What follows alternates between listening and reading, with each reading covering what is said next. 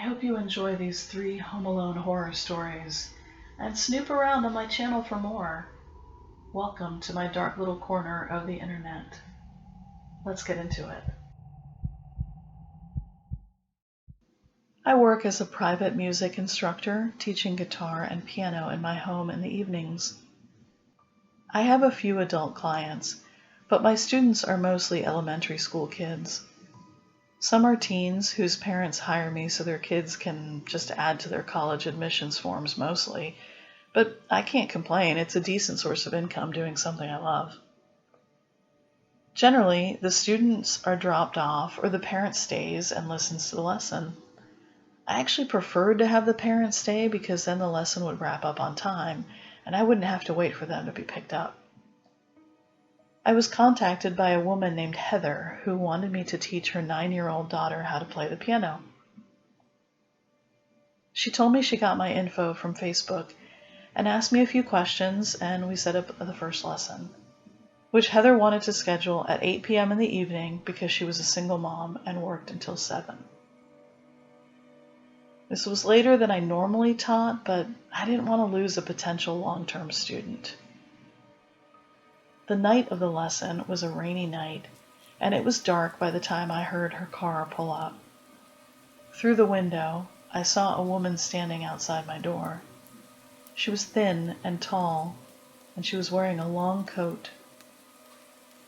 I pulled open the door and saw that she was alone. No daughter.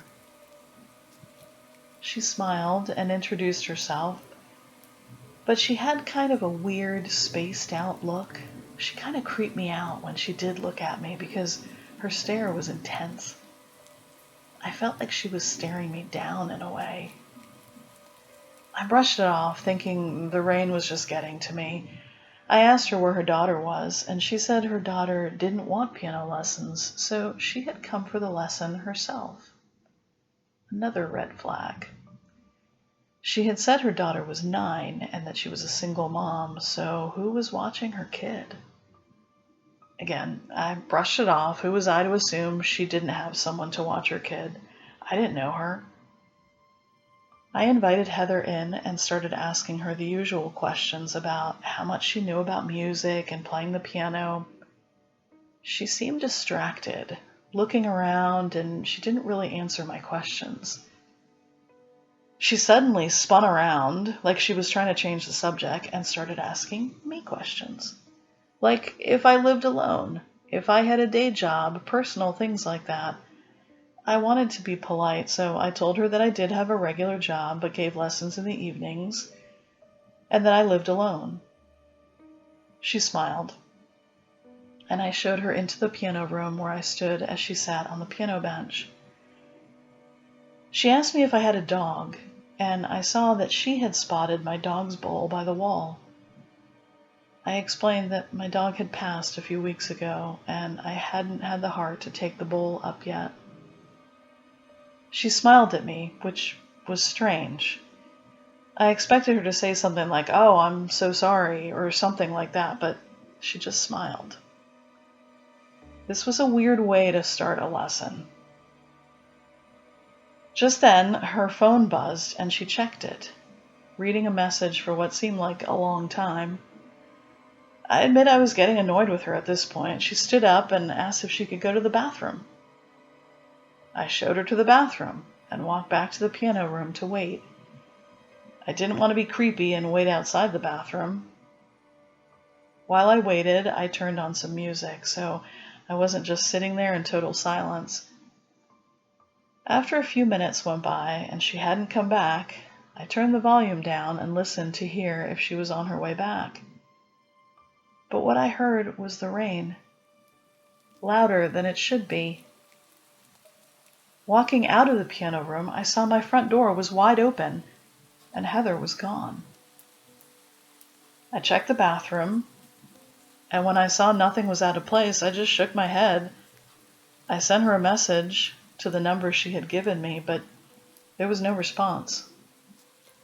At the time, I assumed she had decided piano wasn't for her and was too embarrassed to tell me and had just left. People never surprise me with how weird they are. I went to bed around 11, listening to the rain that was still falling. I woke up sometime later and could still hear the rain and a dog barking. And then something else. I heard a creak, and in my groggy state, I thought it was my dog barking and walking in the hallway outside my room. For a second, I wondered how he got out of my bedroom. Then my heart skipped a beat when I remembered my dog had passed away. That's when I heard someone walking slowly in the hallway outside my room. I always sleep with the door closed, but not locked. I reached for my phone and pulled it under my covers just as I heard the door open. I waited, trying to keep my breathing even, feeling like my heart was going to explode. I knew someone was right there, watching me, and I continued to pretend to be asleep. After like 30 seconds of waiting and not hearing anyone come into the room, I heard a second set of creaks in the door, and then the door closed. I listened as 2 sets of steps walked away. I called the cops and whispered to the 911 operator that there were people in my house. He kept me on the line but told me to be as quiet as possible and that he'd dispatch the police. After a few minutes, I heard someone moving in the house, and then a few minutes later, the dispatcher said the police had arrived. Only then did I open my bedroom door. The police checked the whole house and found wet footprints in the hallway to my room, along with a broken window by the front door. The side door, which led to my open carport, was wide open. The only thing we found that was missing were my house keys, which usually hung by the side door. I can only imagine that Heather and whoever she had been messaging with were the ones that broke into my house. The fake piano lesson was a way to get into my house, to find out if I was alone. But for what? I don't know. I don't know what they wanted from me, but I do know that if I hadn't heard the dog barking, my barking dog that had died, I probably wouldn't have woken up. I don't know what would have happened to me if I hadn't. I like to think he was still watching out for me. I've changed my locks, and nothing weird has happened since that night, but I'm far more careful about my screening process for new students.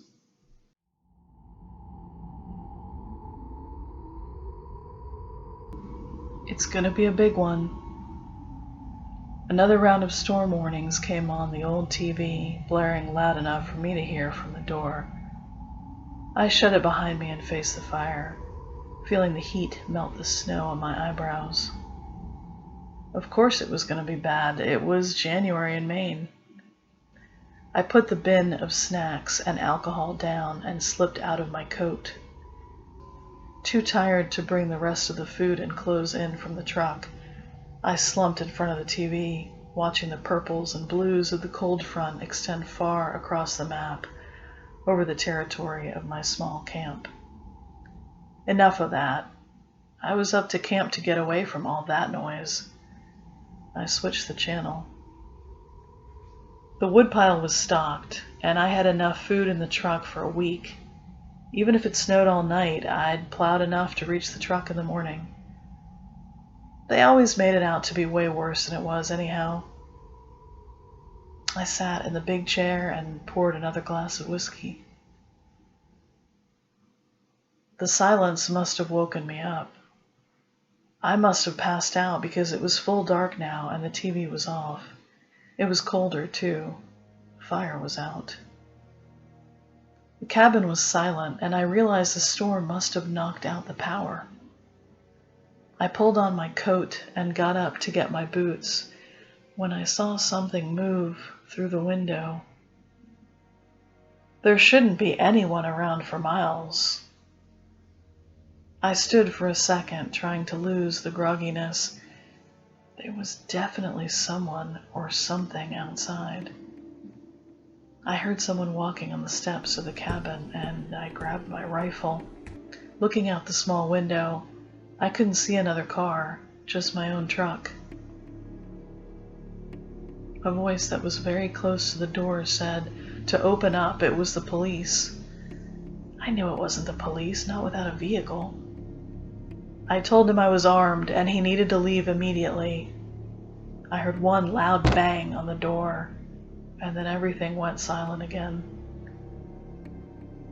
I waited a few minutes and then opened the door just a crack.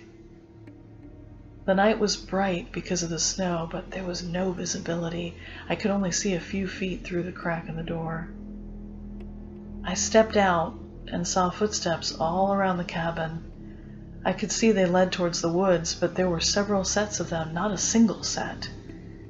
That's when I saw the flashlight turn on from the woods, pointed right at me, and then a second, and a third, and then a fourth flashlight. As I watched them turn on, I heard the crunching of snow to my right, a few feet just behind my open door, and quickly pulled the trigger, firing 2 shots before slamming the door shut and locking it. I called the state police, and they said it would take a while to reach me because of the weather. They told me to stay inside and away from the windows and doors. It wasn't long before I heard someone on the front step again, right up against the front door, and then another voice telling me to come out. They shone their flashlights right up against the glass, flashing them on and off, tapping so hard I thought the glass would break any minute. I crouched behind my chair and waited in the dark. The sounds of these people yelling and taunting me just beyond the cabin walls was terrifying. There were breaks in the sounds, and just when I thought they'd gone, they'd start up again. This went on for almost 2 hours, and after a long silence, I smelled something burning. A new level of terror washed over me as I imagined they'd set the cabin on fire. They were really yelling and screaming now, banging against the old cabin walls, taunting me to come out. But then everything went silent, and I heard the sounds of snow machines. Bright police lights shone in the darkness of the cabin along with a really bright glow I hadn't seen before.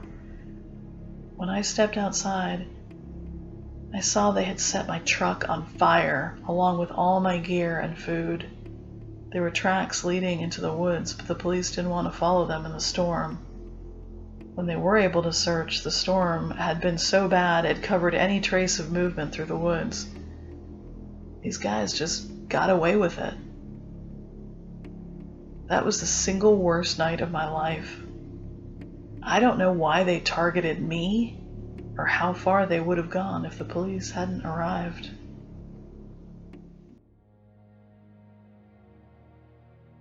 Just after I got divorced, I moved into my sister's house with my 6-year-old daughter, Emily. My sister was single, and her small house had a basement with an extra bedroom.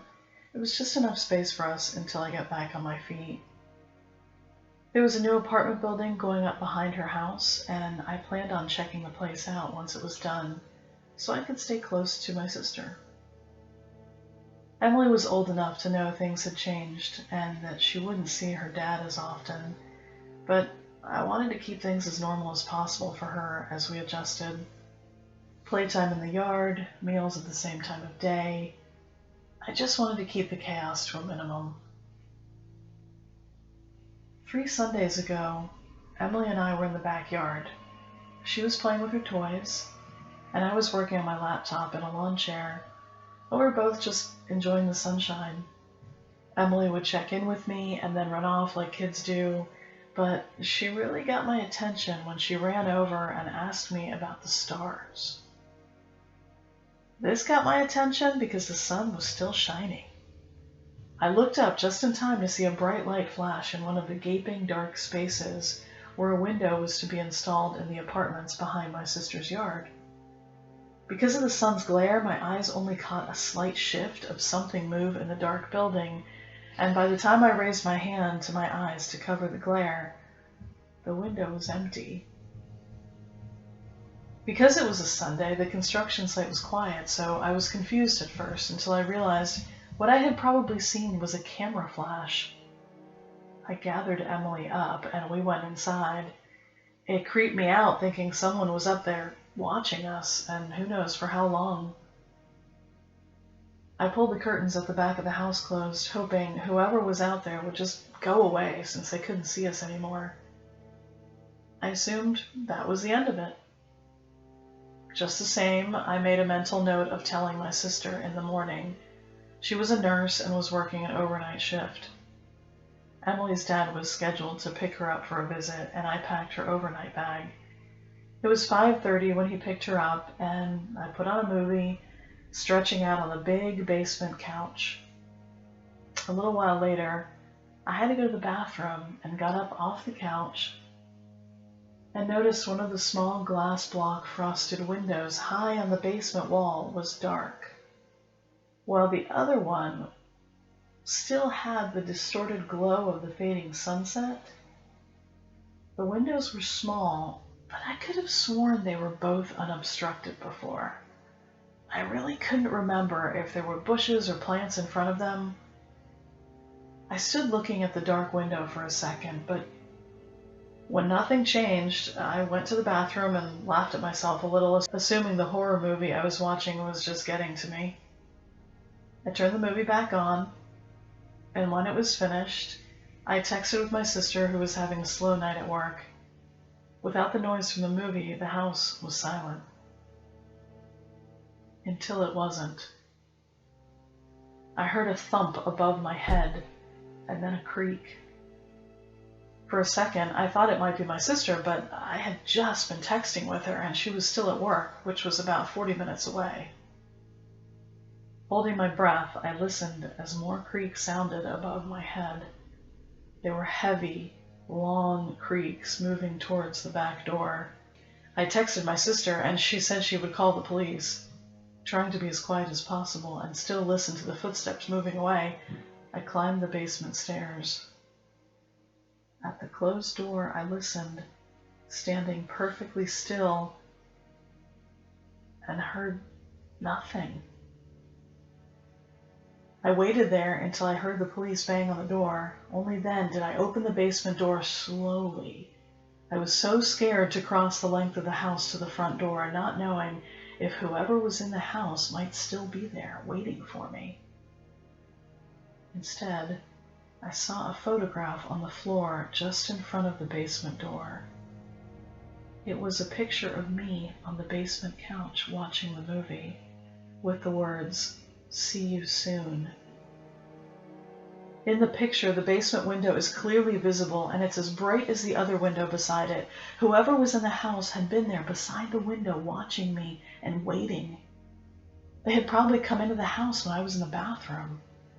They were in the house the whole time I finished the movie, and I was on my phone. At one point, they were even in the room with me, just behind me.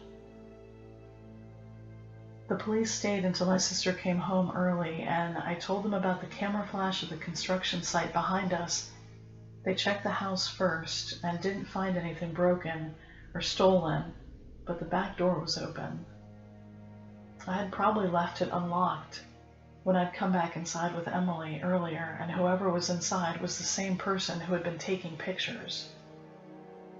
The police checked the construction site too, but didn't find anything unusual. They told us to keep the doors and windows locked and call if anything happens. It's been 3 weeks, and we're still nervous they'll come back, especially when we're alone. The Lady Grimm store is open on Etsy. There's a link in the description. Thanks for listening.